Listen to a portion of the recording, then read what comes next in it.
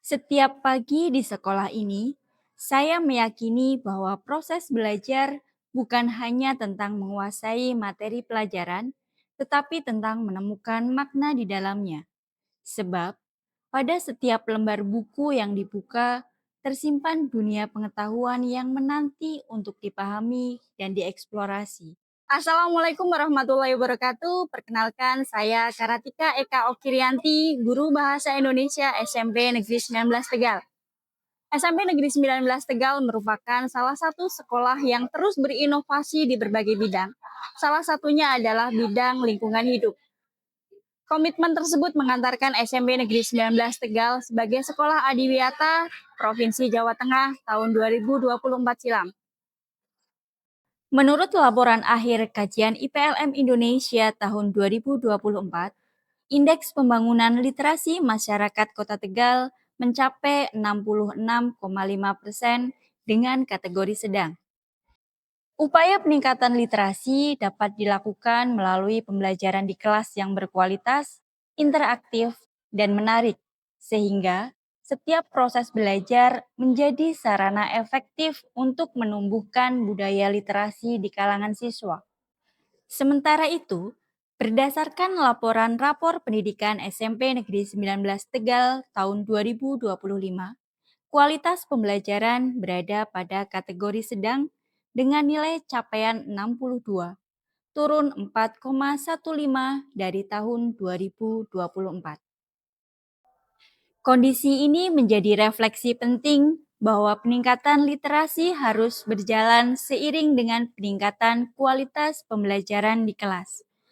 Untuk itu, peningkatan literasi perlu didukung melalui pengembangan metode pembelajaran yang variatif dan kreatif, pemberian dukungan psikologis kepada siswa, serta manajemen kelas yang efektif dan berpusat pada siswa.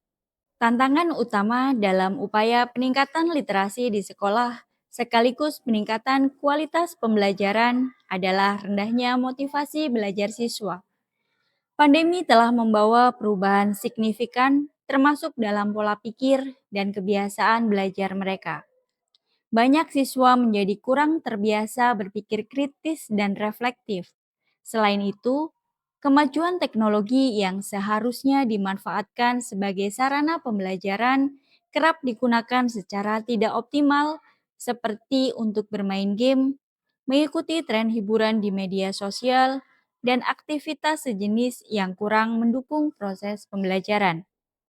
Menjawab tantangan tersebut, saya menerapkan inovasi pembelajaran melalui pendekatan pembelajaran mendalam atau deep learning yang memiliki 3 prinsip, yaitu berkesadaran atau mindful, bermakna atau meaningful, dan menggembirakan atau joyful. Baik, selamat pagi. Assalamualaikum warahmatullahi wabarakatuh. Waalaikumsalam warahmatullahi wabarakatuh. Bagaimana kabarnya hari ini anak-anak? Baik.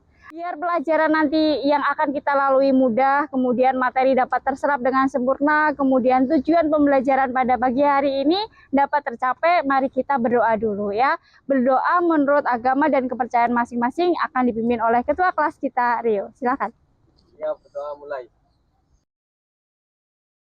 Dalam setiap kegiatan, siswa tidak hanya berkutat pada buku dan perangkat teknologi informasi, tetapi juga diajak berdialog, berkarya, dan mengekspresikan gagasan di luar kelas agar mereka bisa mendapatkan pengalaman belajar secara nyata. Pada pembelajaran kali ini, saya mengajak siswa untuk melakukan kegiatan menulis kreatif. Siswa dibawa ke pantai sebagai sumber inspirasi untuk menulis puisi. Kali ini, saya bersama Bu Desnatia dan Pak Andri sebagai bentuk kolaborasi antar guru lintas mata pelajaran. Nah, menurut kalian coba, apa sih manfaat kita belajar di ruangan terbuka, di alam bebas? Karena di tempat terbuka seperti ini kita dapat inspirasi lebih banyak. Kali ini, saya mengajak siswa mengeksplorasi alam dengan mengamati lebih teliti, mendengar dengan penuh perhatian, dan merasakan dengan hati. kemudian merefleksikannya ke dalam sebuah puisi. Pembelajaran mendalam memperkenalkan 4 aspek penting yang saling terhubung untuk membentuk manusia yang utuh, yaitu olah pikir, olah hati, olah rasa, dan olahraga. Keempat aspek tersebut sudah terintegrasi dalam pembelajaran yang saya lakukan ini. Olah pikir, olah hati, olah rasa, dan olahraga diejawantahkan pada kegiatan meditasi sebelum siswa mengeksplorasi alam untuk menulis sebuah puisi. Siswa diajak duduk di tempat yang nyaman dan memusatkan pikiran. Selama meditasi, siswa dipandu untuk hadir sepenuhnya, merasakan lingkungan dengan penuh perhatian dan cinta. Meditasi diharapkan dapat menenangkan kondisi fisik dan batin siswa.